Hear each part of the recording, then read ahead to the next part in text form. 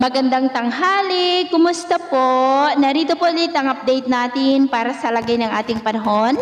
Ngayong tanghali po ng January 5, 2024 na kung saan sa ngayon ay amihan pa rin ang hangin na umihip dito po sa may Luzon at easterlies naman o hangin na mula sa dagat Pasipiko ang patuloy na umiihip sa silangang bahagi ng Visayas at Mindanao. At sa ating long range forecast, ay wala naman pong banta ng bagyo hanggang po sa susunod na 2 linggo. At sa lagay ng ating panahon, ngayong tanghali po, ay maayos ang panahon pero posible pa rin ang maulap na kalangitan with isolated rains.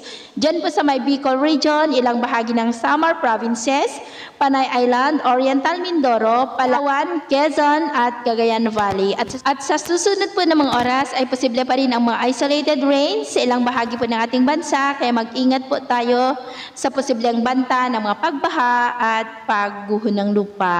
Sa atin naman pong mga baybayin dahil po sa amihan ay matataas pa rin ang mga alon sa mga baybayin po ng Ilocos Norte, Batanes, Babuyan Islands, Cagayan, Isabela, hanggang po sa may Northern Samar na ang mga alon po ay posibleng aabot hanggang po sa 1.8 to 3.5 meters height.